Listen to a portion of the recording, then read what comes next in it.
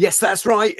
It's Joe here live for Joyrider TV, back with some more very interesting Q&A for Catamaran sailors. Yes, I'm going to be answering your most challenging Catamaran sailing questions in the next hour or so.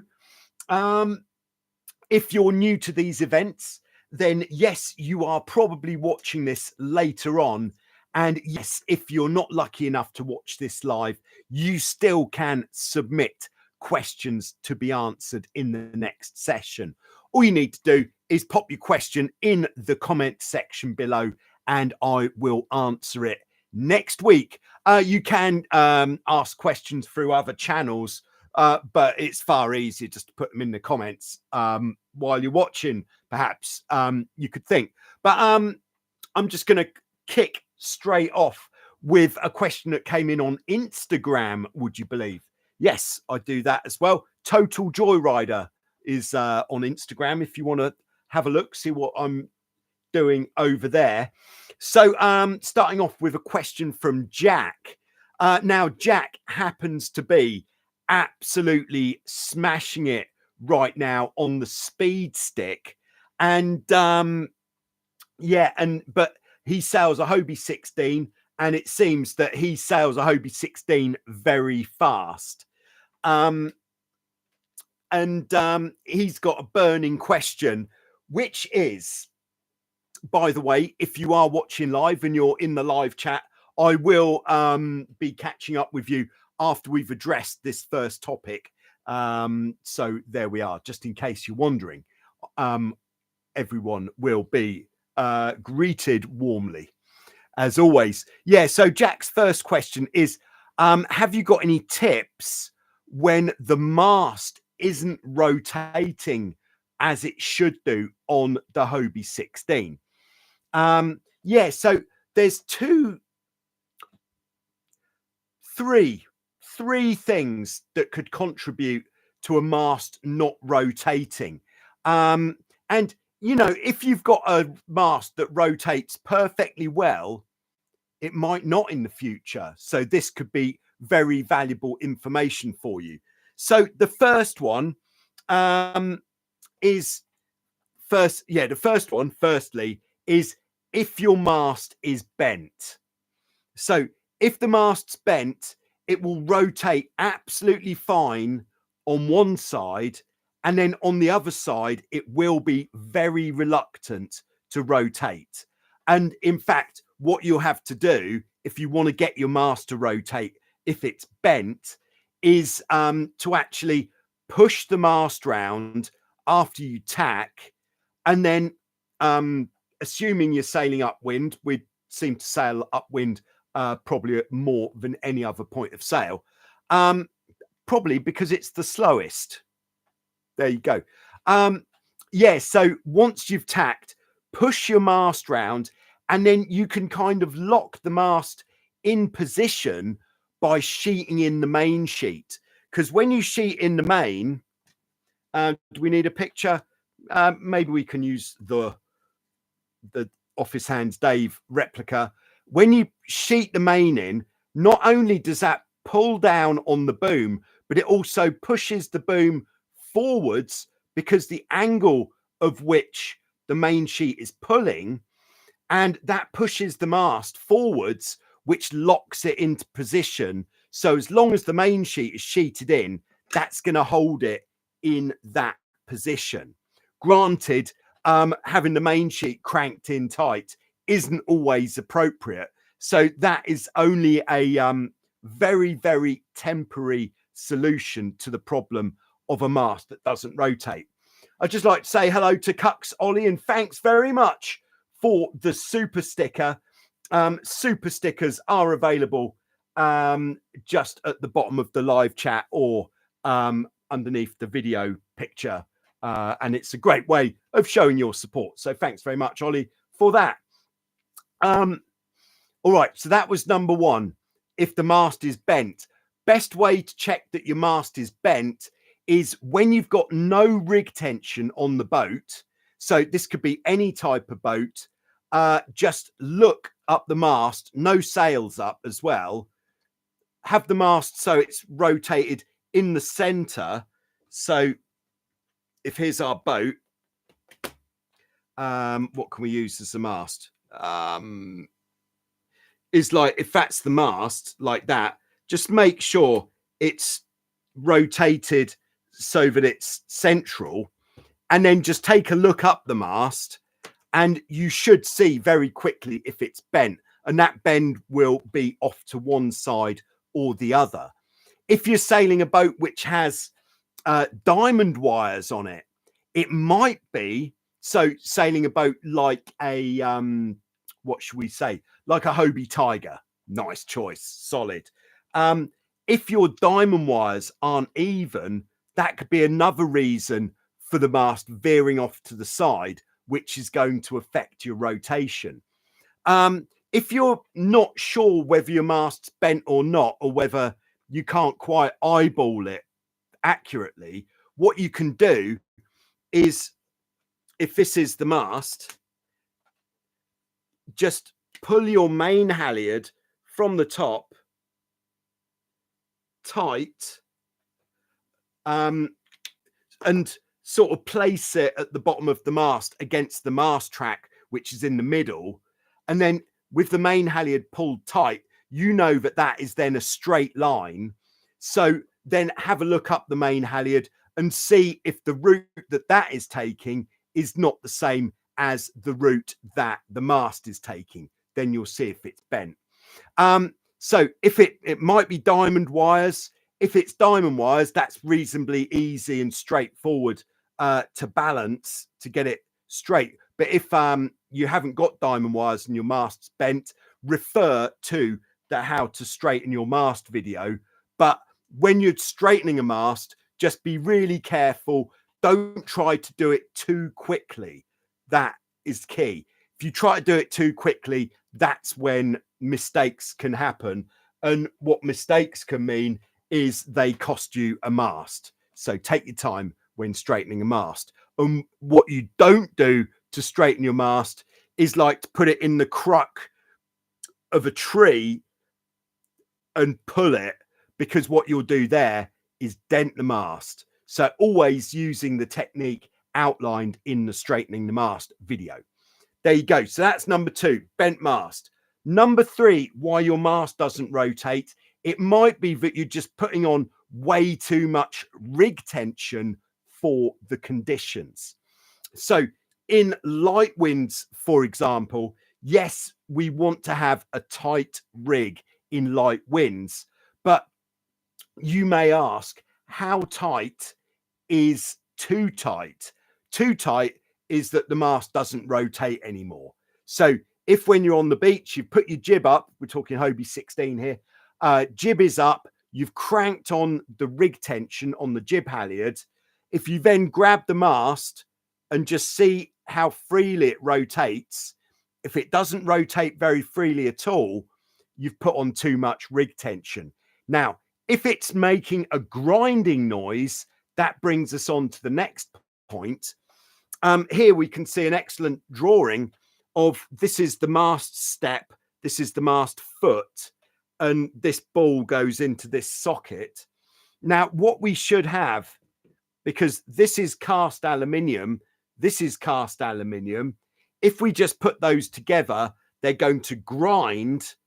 And what's going to happen is, over time, the bottom of your mast foot is going to flatten off like this. And over time, it's going to get smaller.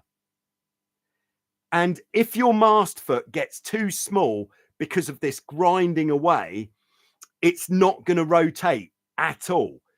Because if we look at this from the front, there's the mast.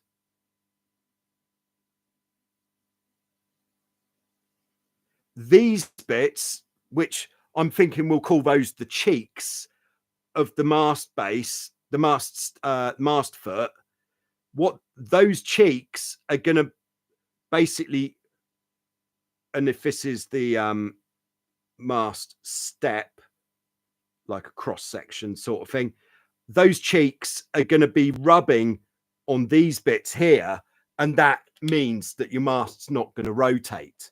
So if that is the case, what you can do as a short term can last a couple of years. I've seen this. I've been responsible for it as well at times. But what you can do, and this is also the prevention, is you should always have a mast pivot bearing, which when buying them from Hobie Cat, they are called Teflon discs. They're made of the Teflon type plastic, which is very slippery, rotates very nicely, and stops that wear. And in the real world, if you're just sailing at weekends, one of these Teflon discs should last you, I don't know, half a season, maybe once in the middle of the season. If you're in the kind of situation where you leave your mast up all the time, halfway through your season, good idea to drop the mast, check the rigging, check the shackles, and replace the Teflon disc, that bearing. And every time you rig the boat, before you put the sails up, just put the mast from side to side, or when the jib's up, like I just explained. And if you're getting a grinding feeling or noise, that means your mast pivot bearing isn't working correctly. So then you need to replace it or put one in the first place.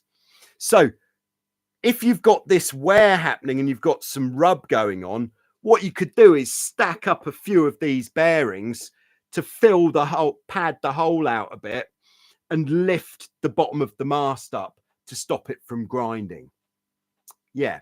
So there we go. Those are the reasons why your mast isn't rotating and what you can do to hopefully sort that situation out. I hope that is of help there, Jack. And well done, Jack, for smashing it on the speed stick. If you are in the Southern Hemisphere or brave enough to sail in cold weather, then yes, the new speed stick is out. Yes, get on the speed stick. Yes, I've put a bit of work into making it nice. I'm just going to, even as we speak, share the speed stick link. Have we got that here? Yes. All right. Just bear with me. I'm doing this live. Wow, that speed stick page looks good on the Total Joyrider website. I've just put it in the live chat if you're lucky enough to be here in the live chat. Or if you're not, you'll still be able to see the live chat, incidentally. Yeah, get on the speed stick. I know I've got some entries I need to add to the speed stick. Usually I would do these on a Friday before the Q&A, but unfortunately today I ran out of time. Apologies. All right. I'm going to check in with everyone who's checking in. So over in Clearwater, Florida, taking line honors today, we've got Leland Lee. Hello, Lee. Nice to have you with us. Then we've got Build Your CNC in Tampa, Florida. Florida is doing well in these starting positions. Then we've got Piotr. I think that's how you pronounce your name, from the Polish F-18 fleet. Great to have you with us there, Piotr, and hope you're doing well there. And it's not too cold in Poland at this time. Very exciting times. Poland, incidentally, hosting the Hobie 16 or Hobie Cat Multi-Europeans this year, which if you can get hold of a in the F-18 department, a Tiger or a Wildcat, there should be events going on for those classes at the 16 Multi-Europeans. Very good. Then Cuxolly's on board with the super sticker. Thanks again for that. Everybody can support Joyrider TV live with super stickers, by the way. Very good. Barry's with us. Oh, yeah. Barry's also in Florida on Daytona Beach. Barry is in the process of becoming a Vasiliki Lefkas Greece resident. He has bought a windmill. Yeah, I'll just leave that there. for you to mull over. Hussein is with us in Egypt. Nice to have you with us, Hussein. Hussein is a channel member, incidentally. You can see that. Oh, I don't know if you can actually, but I can because his name is in green in the live chat. Thanks for supporting the channel, Hussein, and looking forward to seeing you out here for some very good sailing in May. All right, Tim's with us. No, Tim is in Ocean Springs, Mississippi. Oh, yes. I love that place. Had such a good time in Ocean Springs, Mississippi. All right, then we've got Ted, who is in Athens. Yes, I was just in Athens 2 days ago. Regarding the main theme, I sail so much upwind in such a way in order to let some backwind happen in order to control speed. Yes, Ted, that is actually going to bring us on to this week's lead topic, which I can't remember how I worded it, but basically, how can we best control our power in strong winds so that we're not sailing, flying the hull on the edge, going really, really fast? How can we have a nice, relaxing, to a degree, controlled sail, even when the wind is really strong? We'll be looking at that shortly. Very good. All right, Barry says, I recently started to use what 3 words? Okay, this is, yeah, and Barry said that in the USA, this what 3 words isn't widely used. This is actually something that could save a life. So thanks for bringing that in, Barry. It is an app for a phone, any phone. It's called What 3 Words, and it very accurately can tell everybody who uses the app where exactly you are on the planet. Example, if you're out walking in the woods, in a forest, and you fell over, hurt yourself, you could no longer walk, and you're trying to communicate to somebody where you are. Very difficult if you're not able to send an actual GPS pin to your location. Then what 3 words basically uses a unique 3-word code, let's call it, and it effectively can guide people using that code to your exact position. This can also be used on the water as well. So check it out. You could find it extremely useful, and get all of your family members to use it. So then makes it much easier to locate someone if you can't find them. There we go. All right, build your CNC. Is Patrick. Oh, it's Patrick who is responsible for our lead topic this week. Yes, so we are going to be coming on to that shortly. Thanks for that, by the way. All right, Piotr says, are you going to be coming to the Hobie event in Poland? Unfortunately, my schedule does not allow that this year. Yeah, it's finding out about the events after I've already kind of filled my calendar. That is the bit of a problem there. So unfortunately, not this time, but next time I'll be there. All right, and we have got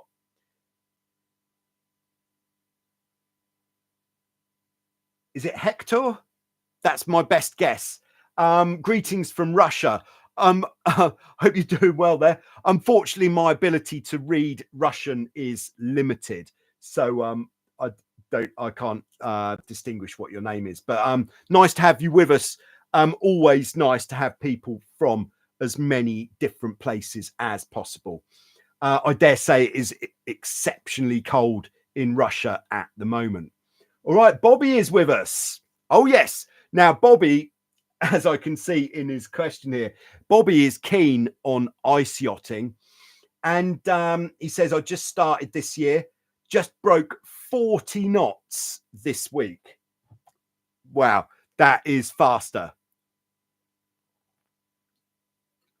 Yeah, and Bobby asked, should or can we have a special ice yacht division for the speed stick?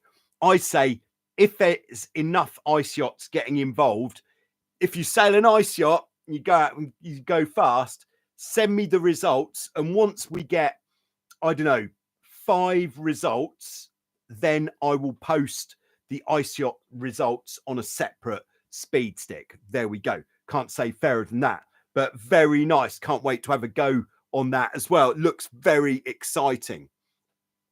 All right, next question is again from Jack.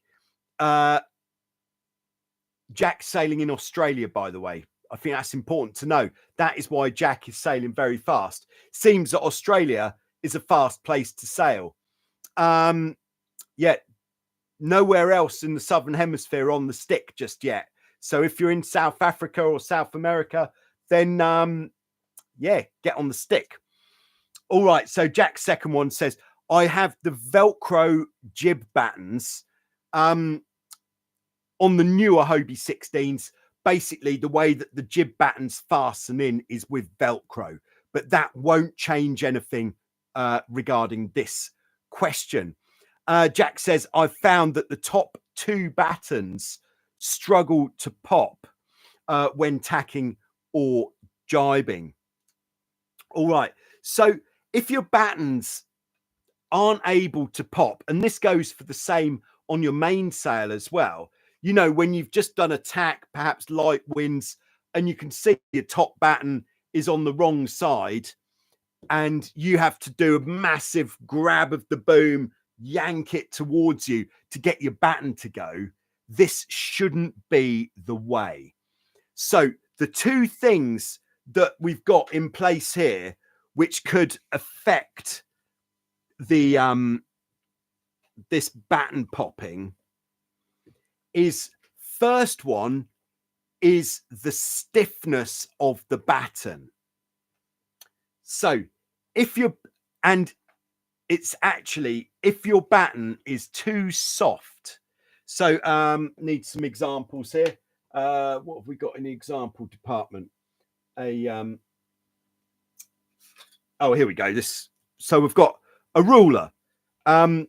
This is my magnetic mast. So comparatively, if I push down on the top of this, it takes a fair bit of pressure before it bends. So this is stiffer. Then with this, similar amount of pressure or less pressure, almost just under it, yeah, under its own weight. No pressure at all, and it bends very easily. So this would be very soft. So if your battens are very soft, they're going to bend a lot with less tension. And the more your batten bends, the more difficult it's going to be to get it to pop across to the new side in a light wind. So that is the key point there. What am I trying to say? Yeah, so if that is the case, so the battens that won't pop, take them out of the sail and just give them a little test. Push down and see if it's hard or easy to get it to bend. If it's hard to get it to bend, it means it's a stiff batten, and I would wager that you haven't got this batten popping problem in the first place. But if it's a soft batten, then too much bend means without enough wind, it's not going to blow onto the new side. So you have to do some crazy batten popping kind of stuff.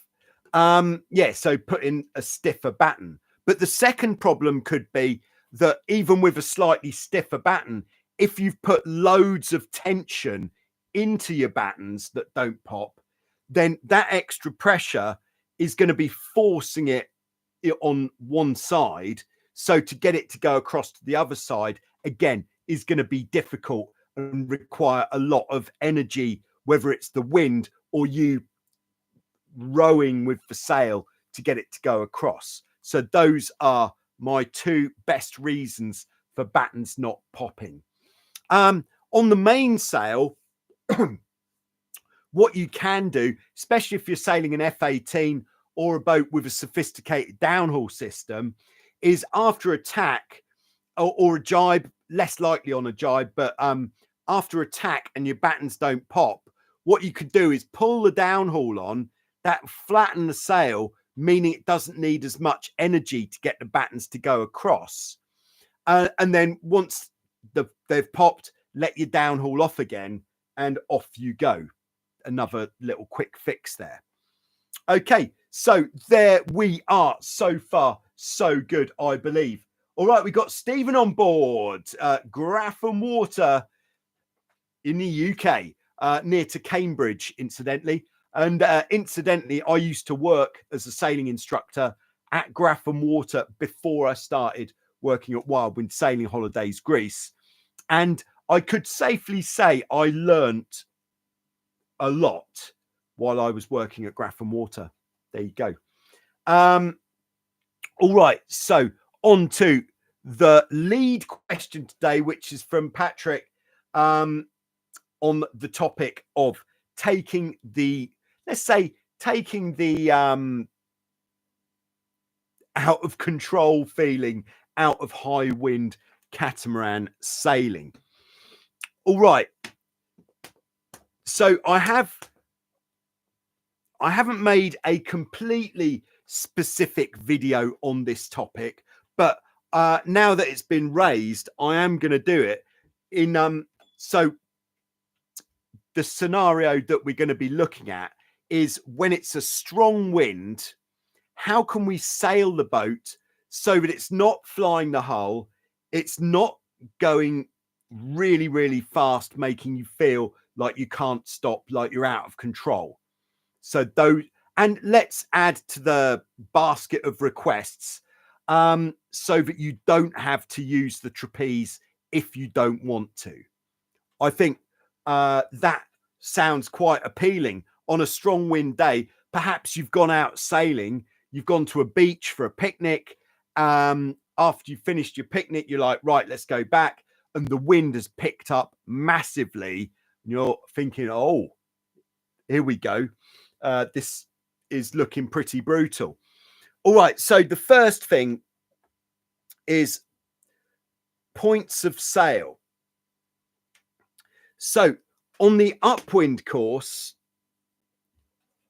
like this, it is going to be the most easy to reduce the amount of juice that you've got going on your boat, because the closer we are to the wind, the more letting the sails out is going to have as an effect on how the boat is responding.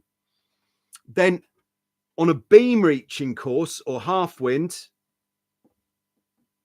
we're still going to be able to do a lot depowering the boat with the sails.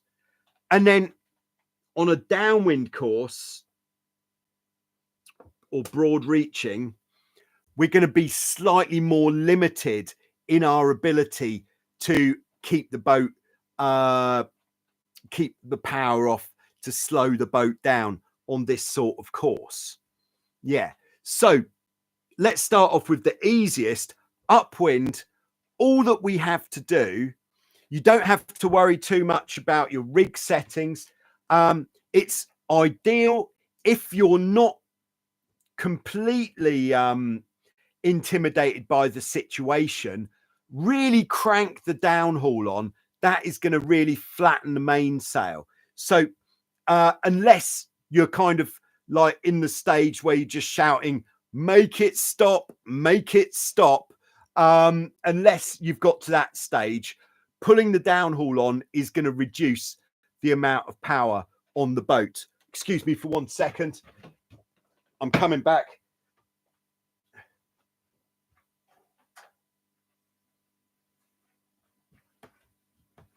Oh, I am coming back.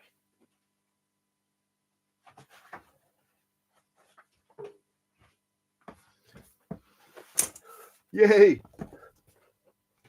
All right, I thought while I was there, I'd just show a bit of support for Ocean Springs Sailing Club. Yeah, so yeah, if you're not totally intimidated by the situation, then crank the downhaul on first, flatten the sail right off. And when I say crank the downhaul on, pull it as hard as you can and then a bit more. The more downhaul you put on, the more it's going to flatten the sail. And then so that is the only bit of setup that we're going to do. And then the actual bit that we're going to do on the boat itself, if this is our, can we see that there? Yes, we can. Did have a, yes, that's what I'm after. Right. And there we are. So what we're going to do, which is going to make the biggest effect, is we're going to move the Traveller. And if we sail the boat upwind with the Traveller as far out as it can go, that is going to massively reduce the amount of power that we've got. That is definitely the biggest difference you can make. If you think of your Traveller like gears, that is putting it into the lowest possible gear. And we're just going to keep the Traveller in that position, and we're going to play the main sheet from that position. So we've let the Traveller all the way out. That is going to reduce the amount of power significantly. Now, if we're sailing a boat which has a jib, as we know, the jib can get us into difficulty when the mainsail almost isn't there at all. So do pay attention to the jib. Travel the jib out if you've got a jib Traveller, or just sail with the jib slightly flapping all the time. Or better still, if you're going out sailing and you know the wind is going to be really on the limit of what you're happy with, leave the jib behind. Now, if you're sailing a Hobie 16, there is a way that you can put the rig tension on without using the jib. I have made a video on this. It's very effective. So leaving the jib behind is basically going to mean that you're taking off the boat a reasonable amount of sailcloth, which means that is not then going to cause you difficulties. It's going to make a big difference, in fact. So leave the jib behind, let the Traveller out. If you do have to have the jib, like this picnic kind of scenario, then just have the jib so it's flapping a bit all of the time. And then that means you're doing everything you can to reduce the amount of power that you've got on the boat. There we go. Yeah, so that is the main thing. Let the Traveller out and then play the main sheet. Make sure that you're not just sailing with the main sheet in one position. If you've got it in one position and it seems pretty hot, like a lot of action with the Traveller all the way out, let the main sheet out a bit more. But what we need to try to do, though, even if you're finding the conditions quite intimidating, is when you do get the opportunity, like if you sail into an area of less wind, pull the main sheet back in, because if you've just given the main sheet all of it, you're going to start to lose your kind of feeling of being in control of the boat, and you're kind of going to become more like a passenger on the boat. So keep letting the main sheet out, but do sheet in when it is possible, like in a lull and the boat feels like it's pretty tame. The other thing you could do, of course, on the upwind sail is, if you're wanting to lose power as well, you can turn a bit more into the wind, and that is really going to make a big difference. If you're sailing a boat which has dagger boards, something else you can do is lift some of the dagger boards, and that is going to allow the boat to slide sideways through the water and thus reduce some of the power that you've got on the boat, because it's sliding sideways. So it's like reducing the amount of dagger board is doing the same thing as if you actually were reducing the amount of sail area, but it's doing it under the water rather than up in the air, as you'd think. Okay, so that is number one, traveller out, don't have the jib pulling too much. Then number two, you're not always, although earlier I said it seems like you're always sailing upwind, but sometimes you're not sailing upwind. So what if you have to take the boat off the wind? What if we need to get to this point here? We're going to do pretty much the same thing, traveller all the way out. That is going to make the biggest difference. And let's say picnic scenario again. And let's say you have to get from here, where you've just come off the beach, to go to here, which is where you want to get the boat to finish your session. You can consider not putting the mainsail up. If you've got a boat which has got a jib, leave the mainsail down and just sail down there just on the jib, and the boat will be very tame. But if you're doing that, if you are sailing just on the jib, always aim a reasonable amount on the upwind side of where it is that you're going. So if we were wanting to go there, I'd sail this sort of course like that. Because if you go too far down and end up here, on boats with smaller jibs, the ability to sail upwind is pretty low. So you always want to be trying to stick to sailing across the wind or downwind if you're sailing just on the jib. And in fact, the same thing goes for the downwind. You see, on the downwind point of sail, it is more difficult to get rid of that power, because with the wind coming from behind you, your traveller would, you know, in a normal sailing situation, your traveller would be quite a long way out anyway. So you can't really do much there. The mainsail can only go out so far. And so on the downwind point of sail, all that you can do is, let's say this is our normal catamaran sailors downwind angle. We can turn the boat more downwind. And that is going to, if we absolutely have to get downwind, that is the way to do it, unless we actually lower the mainsail. Or if it's not so essential that you end up straight down there and you're just out for a nice sail, but you want it to be slightly less juicy, with everything out, when you turn, the biggest danger on the downwind is because all the pressure is coming from behind, it's pushing the bows down. This is when we've got the biggest risk of digging the nose of the boat in.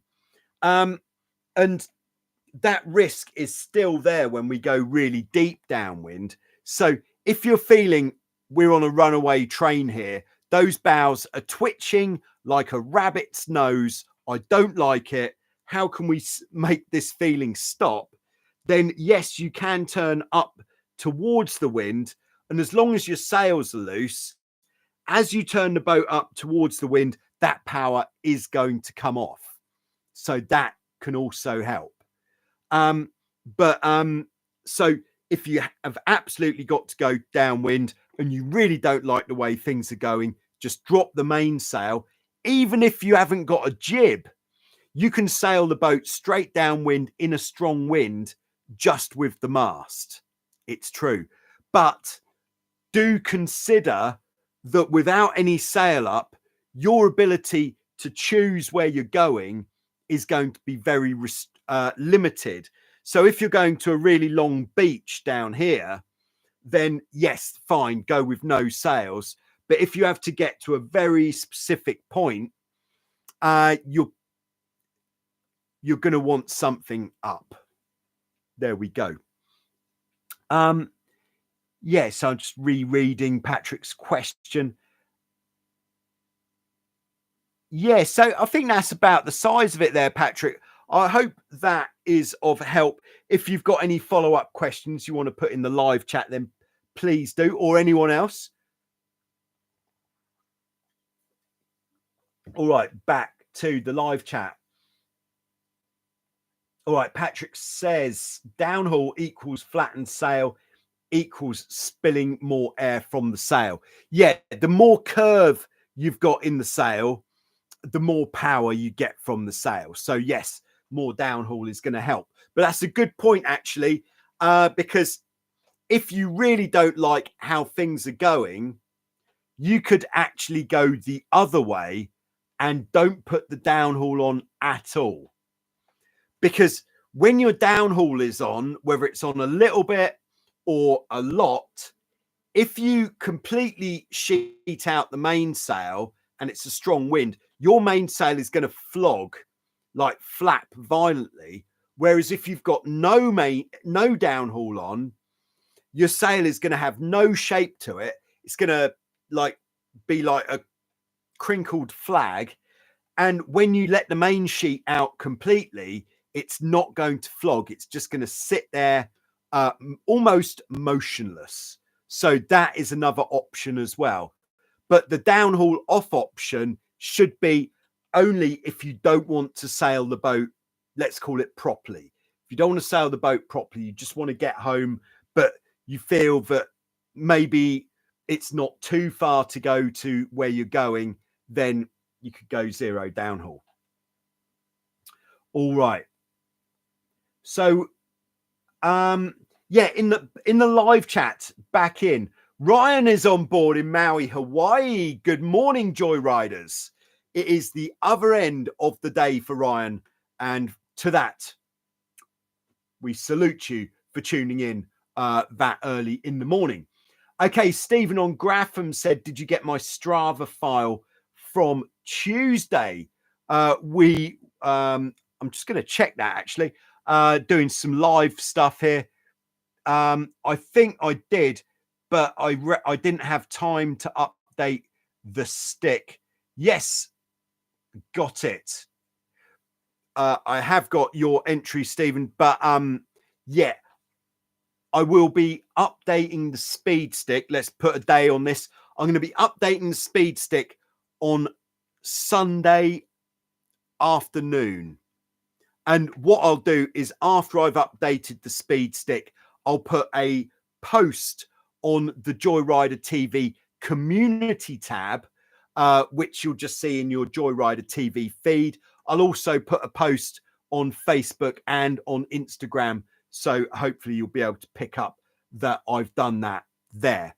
So yeah, I know I keep saying, come on, everyone, get on the speed stick, and you send the results, and it's taken a few days for the speed stick to be updated. And the only reason I've got for that is I ran out of time. I've just been abroad again, but it's not automated. So every entry, I have to physically do this with my 2-finger typing and get that in there. But I am working on it. Thank you. Thank you for getting involved and staying involved. And Shane is on board in sunny Ireland. Nice to have you with us, Shane. Hope that you're doing well. All right, Bobby says, when I get overpowered, I like to pinch upwind just enough to keep it down, but still going on a good course. It's a fine angle.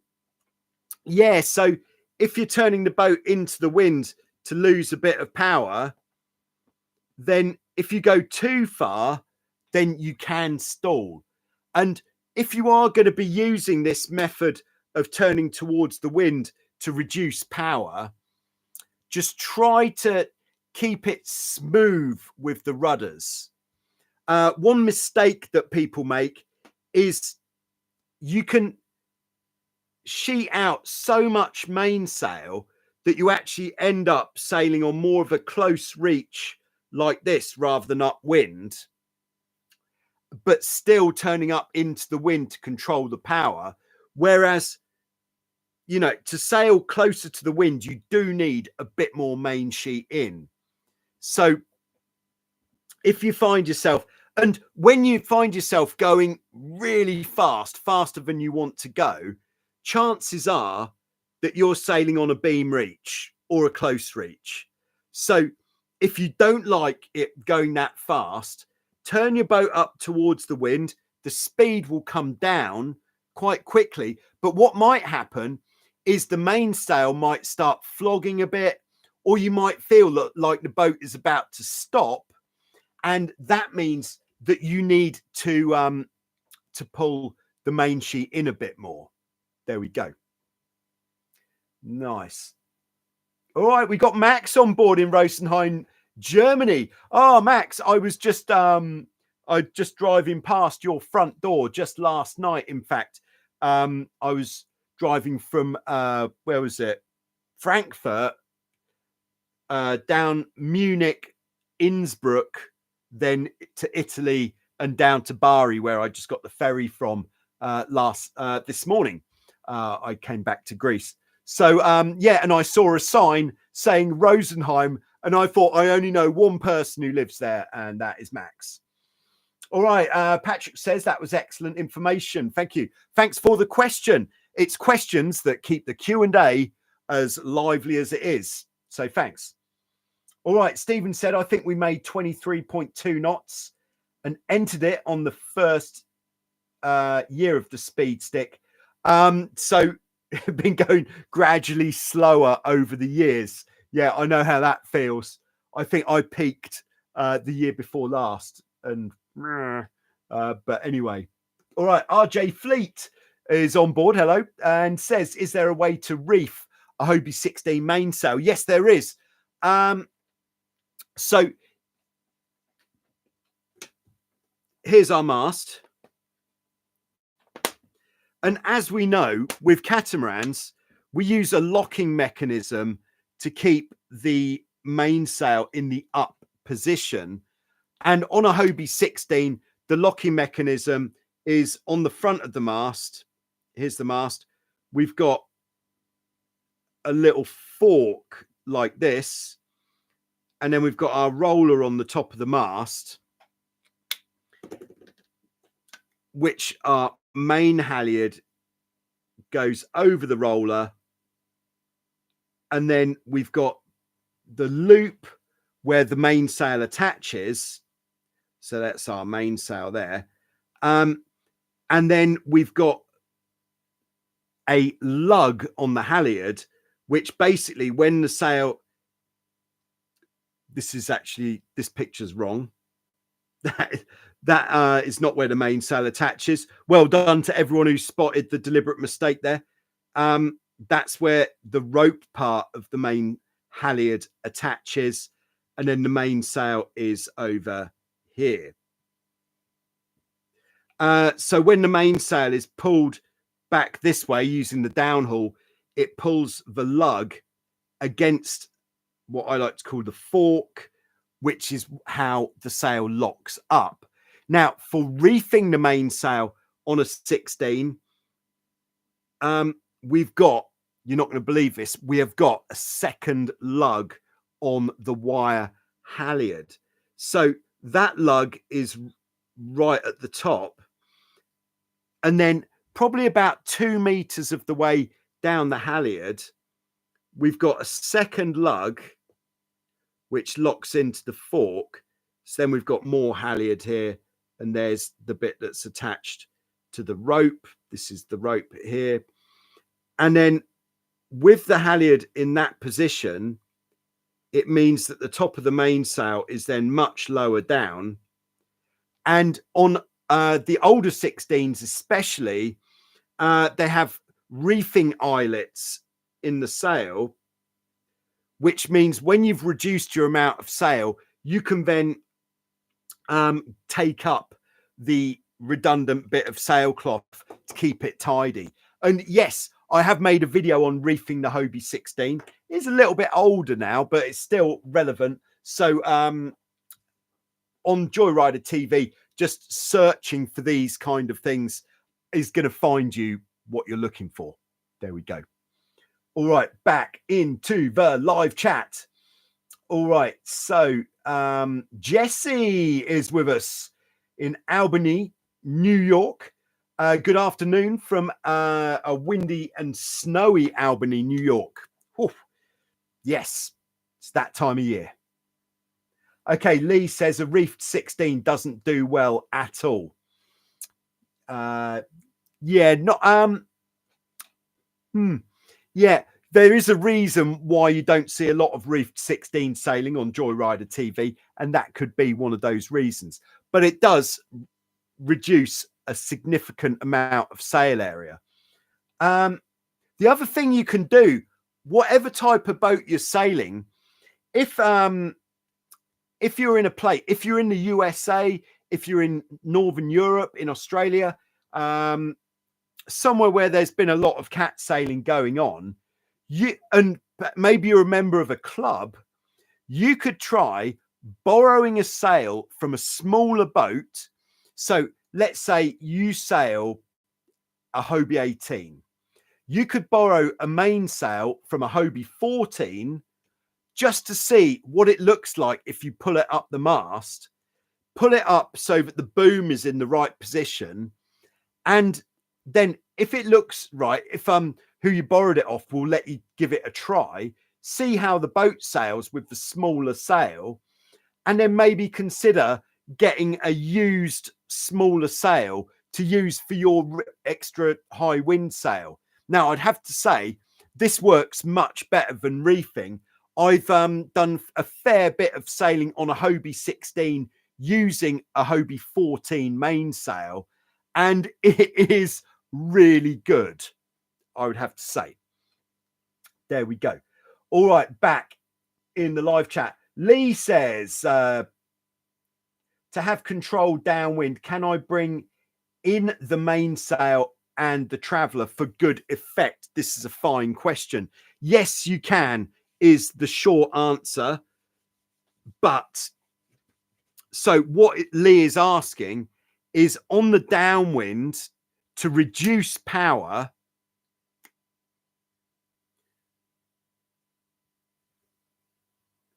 can we bring the sails in and oversheet them? So if we have the mainsail in, let's say like this is quite extreme, going downwind, then what we're doing is we're exposing much less sail to the wind. So yes, it is going to slow the boat down, but you have to be extremely careful, because any alteration in course, if you turn towards the wind, you're going to power up massively, because you're then presenting this sheeted in sail to the wind, and you're probably just going to get knocked flat sideways. And then if you turn the other way, straight downwind, yes, you're going to reduce the amount of power, but the ability to do an accidental capsize because of a jibe is actually going to be much more significant. So yes, it works to oversheet on the downwind point of sail, but it is I'm going to say it's a reasonably high risk thing to do because of course changes. All right. Right, Dave is on board. Nice to have you with us, Dave. Dave says a reefed Hobie 16 once won a heat in the Corpus Christi Worlds. There you are. So I think the reefed 16 has got to have something going on to win a heat at a Worlds, because that is not easy to do. Incidentally, this quite neatly brings me on to a heck of an announcement. And this announcement is that in October this year, I am packing my bags once again and coming away to do some events in the USA. Now, where are you going and when? I hear you cry. All right, I'm just going to pull up my calendar. So the first event is starting on the 30th of October. I am going to be hitting Hilton Head in, I believe it's North Carolina. Never been, but apparently it is delightful. Champagne sailing, champagne drinking, amazing place to be, amazing place to sail. And we're trying to make this event as big as it can possibly be. So if you've got a catamaran and you're willing to use it, maybe travel a bit, then maybe look that one up and put it in your diary. Hilton Head at the end of October. And incidentally, if you haven't done any racing before and you're thinking, well, I'd like to go, but I haven't raced before. I don't really know what I'm doing. I know how to sail the boat, but I've never raced.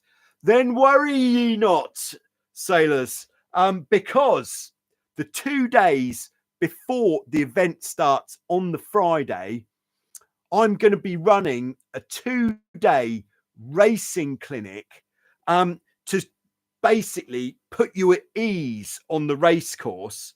If you've already raced a bit, then yes, I'll be boosting your position in the fleet. But if you haven't raced before and have been just waiting for the right opportunity to get into it, this is the right opportunity.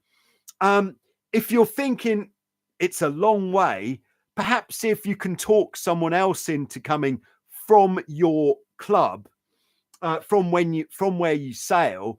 You can put quite easily, and I'll do a video on it in the summer. You can put 2 boats on one trailer and share the journey with another team, and then join the training and then do the event afterwards. Brilliant. But I hear you cry. But you said that it was Corpus Christi that brought you onto this. Well, yes, it is, because the following weekend, which would be, what would that be? I have to go to the next month. The 7th and 8th.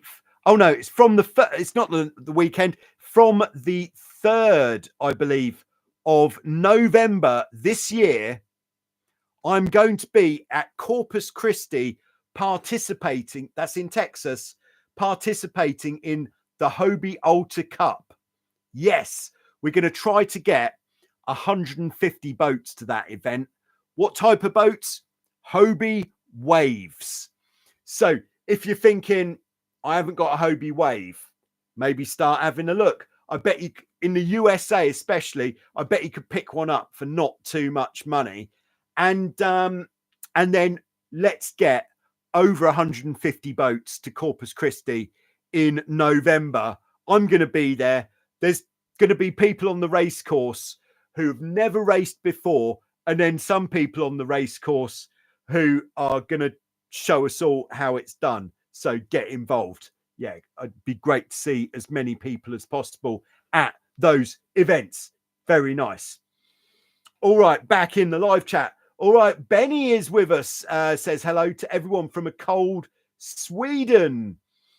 Dave says we would sometimes rig a 16 with a 14 sail, which is almost the same size. Yeah, as a reefed 16 main, it is almost the same size, but not having that rolled up bit of sail, that the rolled up bit of sail on a reefed 16 means the bottom of the sail is so full, so curved, it kind of doesn't set very well, which is why the 14 sail works exceptionally well. All right, Max in Rosenheim says, well, I would have had an Amstel in the fridge. You should have stopped by just 5 minutes from the Autobahn. Yeah, it was probably at about 3 in the morning when I was going past your front door. I don't know if you were taking visitors at that time. All right, Ryan is with us, as I mentioned, in Maui, Hawaii. He had the pleasure of sailing a 4-man traditional Polynesian sailing canoe. No refused to paddle. Oh, reused, just just the paddle for steering. He said it was like a Cadillac, but no replacement for the Nacra 500. There we are. Okay, I think Ryan has put a link in the live chat or the comments to the video with reefing the mainsail. Putting the 14 sail on the 16, that's what my friend does when it's windy. Yes. Okay, Ryan also adds, let's hit the like button. Oh, yes. Yeah, please do hit the like button, because that means that more people will get to see this transmission later on as it is presented to more people. All right, I'm not going to say anything else until I see the like button has been engaged. There we are. Thank you, whoever that was. But if everyone else can continue stabbing that like button, that would be great. Dave says upcountry Macau. And Ryan says yes. There's a bit of Hawaiian chat going on. All right, Shane says, here we go. Does a race get you to sail different points like in yacht sailing race with different courses set each week? Yeah, all right, the very basic nuts and bolts of a fairly standard catamaran sailing race these days would be, where are we? What we have is a start line, which would generally be between, I'm going to draw the starting buoy or buoy on here. The start line would generally be between a boat, which we'd call a committee boat, and a buoy, which we'll call the pin end. So that is the start line. And in fact, I'll show you our standard Wild Wind Sailing Holidays race course. We have racing at Wild Wind every week. And then from there, we sail upwind. So you'd usually start on starboard tack. We'd sail upwind, something like that. And then the second leg, this is a race course in its most basic form, which is why we do it at Wild Wind. It makes it as easy as possible, yet still, the easier the course is, the easier it is to be really competitive, and for people of all abilities to get out there. And then when we get there, we turn downwind onto our Catamaran Sailors Broad Reach. Here we go. Here's some boats on the course. And then what we have to do is then sail downwind to the next buoy. So we have to jibe, and we could do one jibe there, or we're going to do another lap actually. And when we do the second lap, we'll take an alternative route, and then we turn back upwind. So we leave both buoys to the port side of the boat. And then on the second lap, let's think, all right, there's loads of wind over here, which makes it much faster to go that way. So on the upwind, we're going to go all the way out to what we might call the corner, tack there. But then on the downwind, we want to get some of that sweet wind as well. So on the second lap, we go around the buoy and then jibe almost immediately to get into that stronger wind. Then we jibe again.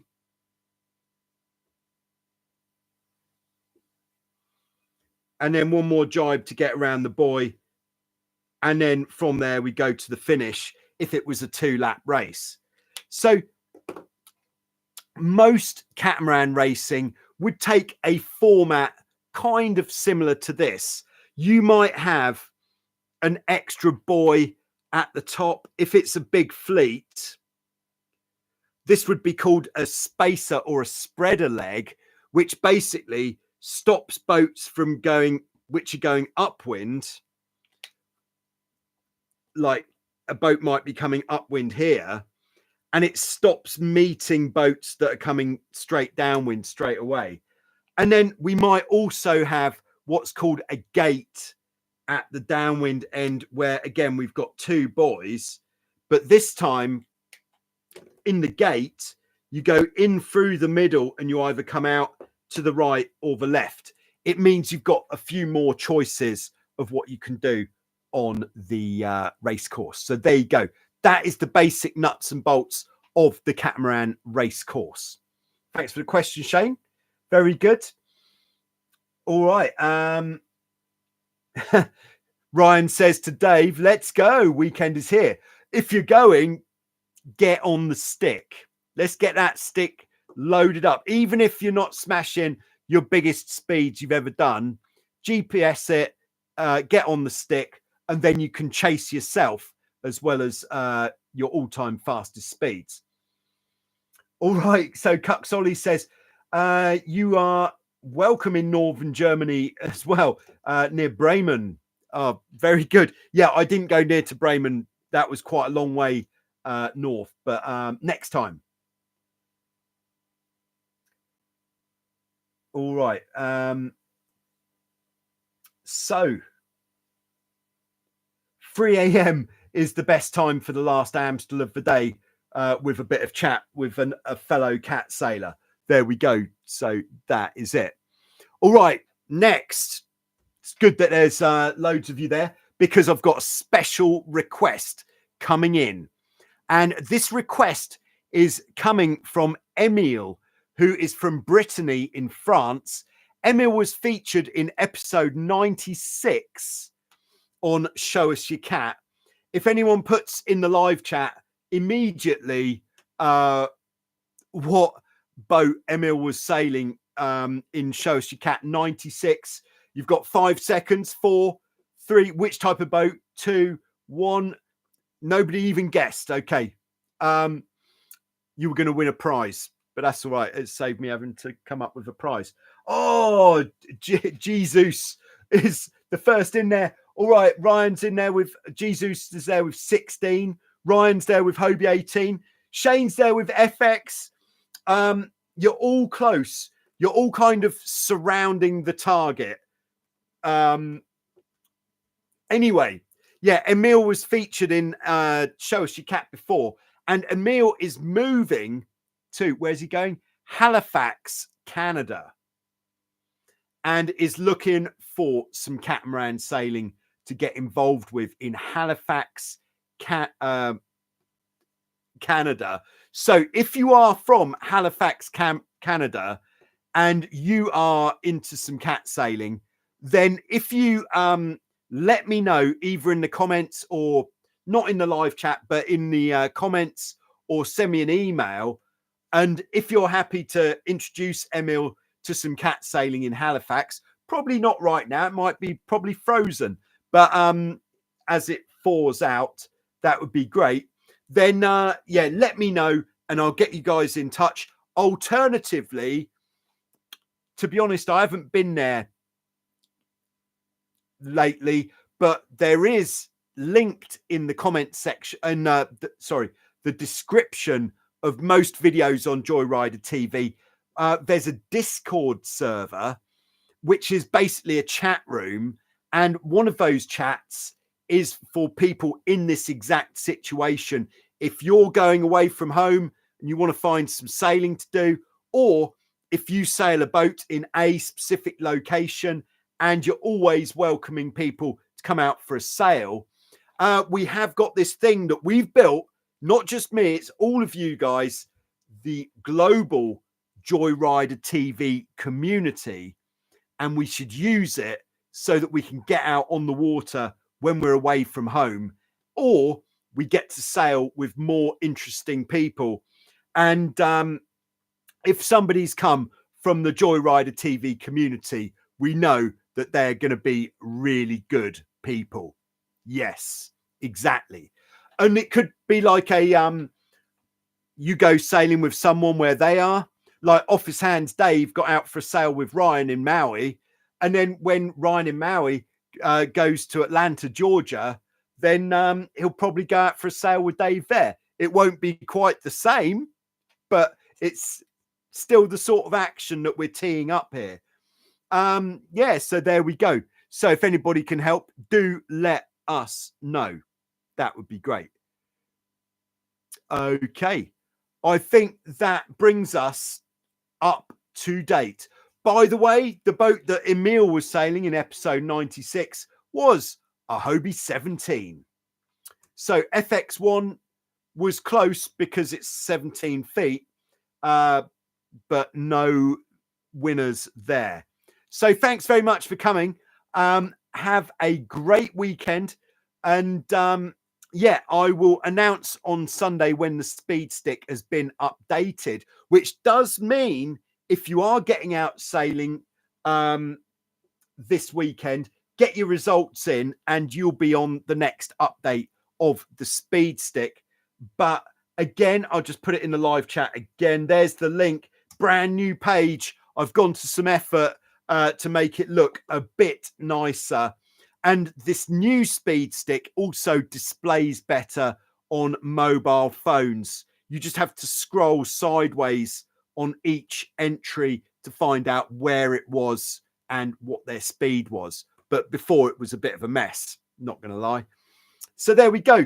Thanks very much for coming. If anybody fancies doing a bit of shopping, head over to totaljoyrider.com. If you haven't seen the new website yet, I think it's a thing of beauty. A lot of work's gone in there and loads of good stuff on there. This is a Tequila Sunset t-shirt. This one, if you like it. All right. Good question from Shane just come in. What watch do you use for the speed stick?